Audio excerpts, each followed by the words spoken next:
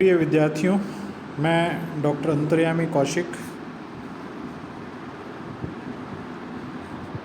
सहाचार्य वनस्पति विज्ञान विभाग, मांगीलाल बागड़ी राजकीय महाविद्यालय नोखा से हम बीएससी भाग तृतीय के फर्स्ट पेपर पादप पारिस्थितिकी एवं पादप भूगोल, plant ecology and plant geography या फाइटोजियोग्राफी के बारे में बात कर रहे हैं। अभी तक इस पेपर में हमने कुछ टॉपिक्स को कवर किया है, जिनमें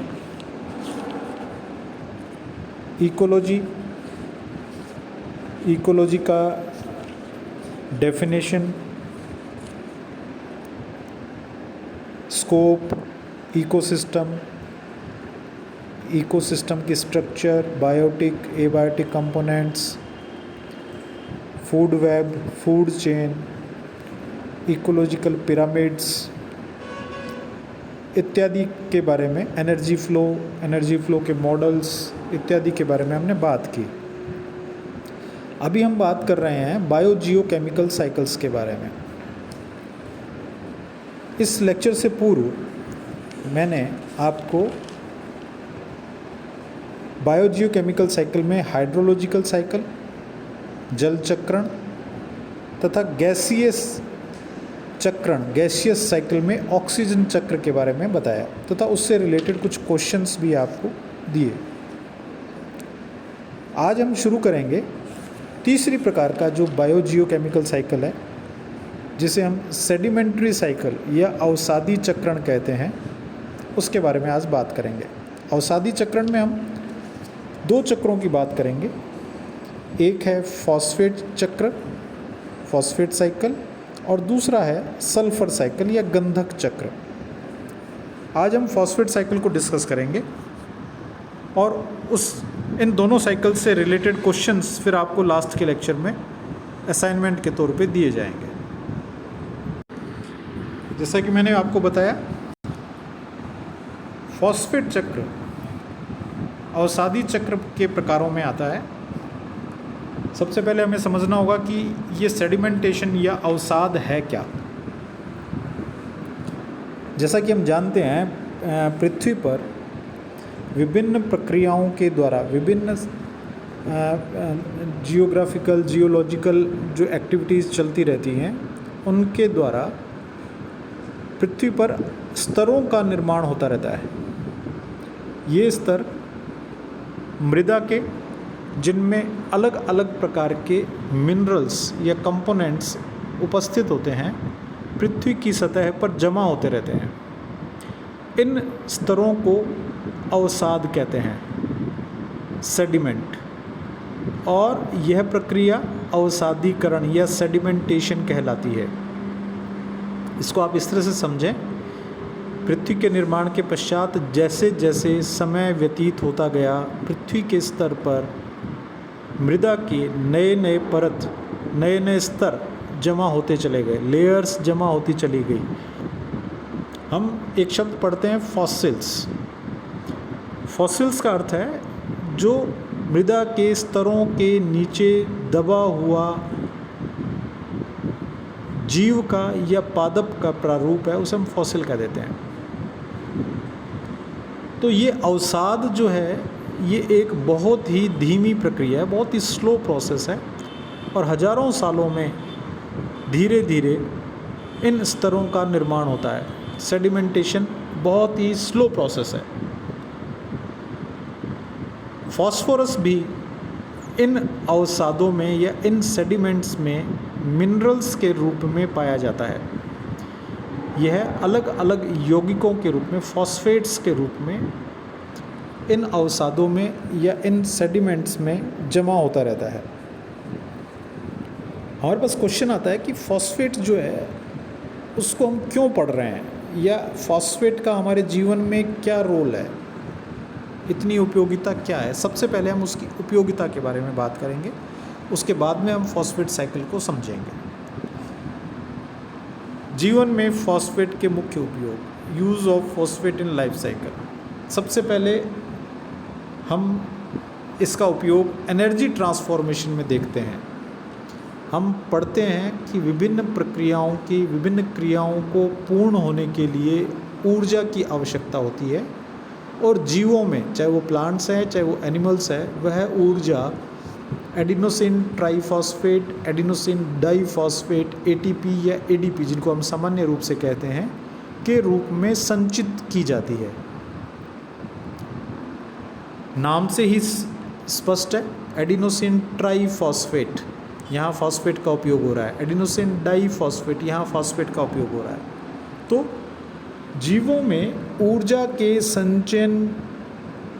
संचित करने वाले, ऊर्जा को, एनर्जी को स्टोर करने वाले जो केमिकल्स हैं, जो कंपोनेंट्स हैं, उनमें फॉस्फेट की उपस्थिति यह सिद्ध करती है कि फॉस्फेट एक अत्यंत ही यूज़फुल, अत्यंत ही मुख्य कंपोनेंट है जो कि जीवन के लिए आवश्यक है। इसकी अनुपस्थिति में हम जीवन की कल्पना नहीं कर सकते। पहला उपयोग। दूसरा उपयोग देखिए, आनुवांशिक पदार्थों का मुख्य घटक RNA, DNA इत्यादि के बारे में हमने पीछे पढ़ा हुआ है, बहुत डिटेल में हमने पढ़ा हुआ है। इसमें हमने पढ़ा कि जब DNA की 2 चेन आपस में एक दूसरे के साथ जुड़ती है तो फॉस्फोडाइएस्टर बॉन्ड बनते हैं, या फॉस्फोट्राइएस्टर।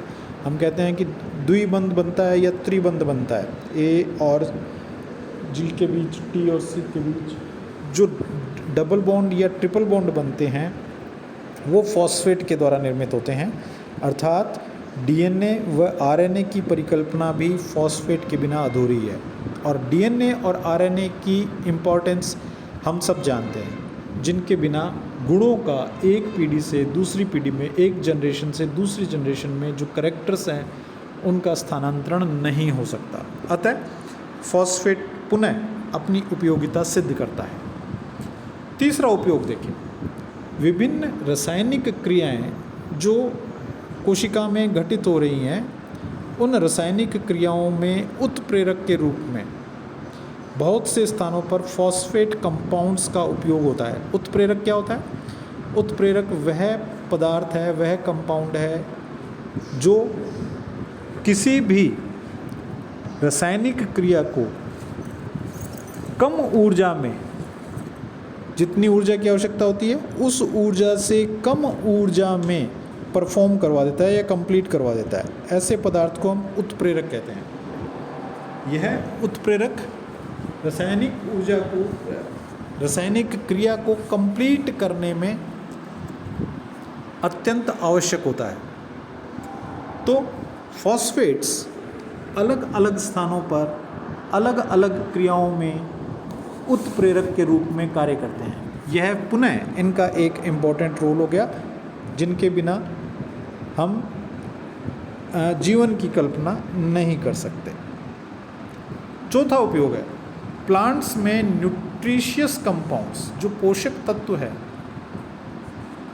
उनके रूप में फॉस्फेट काम में लिया जाता है। ऑर्थोफॉस्फेट नामक आयन जो है वह पादपों में अकार्बनिक फॉस्फेट्स का निर्माण करते हैं, और ये अकार्बनिक फॉस्फेट्स पादपों में विभिन्न संरचनात्मक इकाइयों का निर्माण करते हैं, जो स्ट्रक्चरल यूनिट्स हैं, जैसे प्लाज्मा मेम्ब्रेन हो गया या एंडोप्लाज्मिक रेटिकुलम हो गया, न्यूक्लियस की वॉल हो गई। इस प्रकार के जो इम्पॉर्टेंट स्ट्रक्चरल कंपोनेंट्स हैं, उन स्ट्रक्चरल कंपोनेंट्स में फॉस्फेट्स एक घटक के रूप में काम में लिए जाते हैं। तो फॉस्फेट्स की उपयोगिता जीवन में, जीवन को मेंटेन करने में, बनाए रखने में अत्यधिक है। यह हमने इन उदाहरणों से समझा।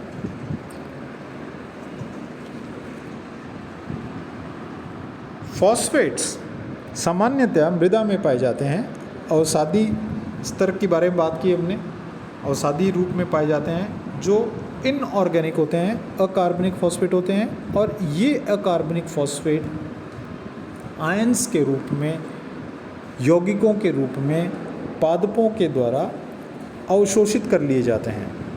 क्योंकि फॉस्फेट किसी गैसीय अवस्था में नहीं पाया जाता, यह मृदा में सूक्ष्म कणों के रूप में उपलब्ध होता है, माइक्रो एलिमेंट्स के रूप में उपलब्ध होता है, जहाँ से, क्योंकि ये जल में घुलनशील है, ये इसका एक सबसे करेक्टरिस्टिक फीचर है, विशिष्ट लक्षण है।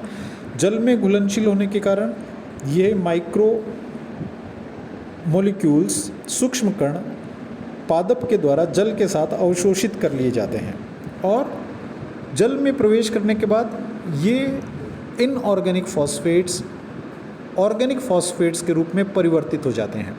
जब ये ऑर्गेनिक फॉस्फेट के रूप में परिवर्तित हो जाएंगे तो फूड चेन में ये प्रविष्ट हो जाएंगे और फूड चेन में प्रोड्यूसर से consumers, primary consumer, secondary consumer, tertiary consumer, इस तरह से ये गति करते रहेंगे। तो इनऑर्गेनिक फॉस्फेट्स को पादपों के द्वारा ऑर्गेनिक फॉस्फेट्स में परिवर्तित कर दिया जाता है और ऑर्गेनिक फॉस्फेट्स फूड चेन में अलग अलग स्तरों पर गति करते हुए एक दूसरे को प्राप्त होते रहते हैं।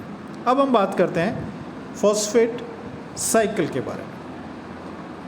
इस चित्र में हमने फॉस्फेट साइकिल को डिस्कस किया है। भूमि का जो ऊपरी स्तर है, लिथोस्फीयर जिसको हमने नाम दिया, लिथोस्फीयर में अवसादी स्तर के रूप में, सेडिमेंट्स के रूप में फॉस्फेट्स पाए जाते हैं। वो जो जल में भी घुलनशील हो सकते हैं, जल के आधार पर भी पाए जाते हैं और भूमि में भी पाए जाते हैं। इन फॉस्फेट्स को जल में घुलने के पश्चात पादप अवशोषित कर लेते हैं और अवशोषित करके ऑर्गेनिक कंपाउंड में परिवर्तित कर देते हैं। इन ऑर्गेनिक कंपाउंड्स को एनिमल्स ग्रहण कर लेते हैं और एनिमल्स अपने जीवन को, चाहे वो फिशेज़ हैं चाहे वो एनिमल्स हैं, वो अपने जीवन को जब पूर्ण करते हैं तो डीकम्पोजर्स के रूप में फॉस्फेटाइजिंग बैक्टीरिया कार्य करता है और वह बैक्टीरिया इन ऑर्गेनिक फॉस्फेट्स को पुनः इन ऑर्गेनिक फॉस्फेट्स में परिवर्तित कर देता है, जो पुनः भूमि में मिल जाते हैं। तो ये एक छोटा साइकिल है जो भूमि से जल, जल से पादप, पादप से जंतु, जंतु से फॉस्फेटाइजिंग बैक्टीरिया के रूप में।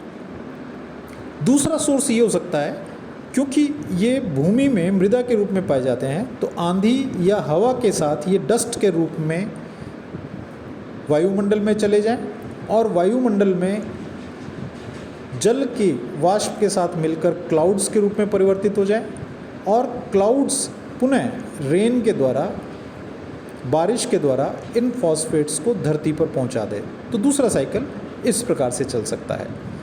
तीसरा साइकिल, जब वॉल्केनिक इरप्शन होता है, जब ज्वालामुखी फटते हैं, उस समय में क्योंकि ज्वालामुखी का निर्माण भूमि में हो रहा है और भूमि में जो अवसादी स्तर के अंदर जो फॉस्फेट्स पड़े हैं, वे फॉस्फेट्स ज्वालामुखी के द्वारा गैसेस की सहायता से, राख की सहायता से या अन्य रूप में वायुमंडल में पहुंच जाते हैं और वायुमंडल में ये जल के वाष्प से क्रिया करके उनमें घुल जाते हैं।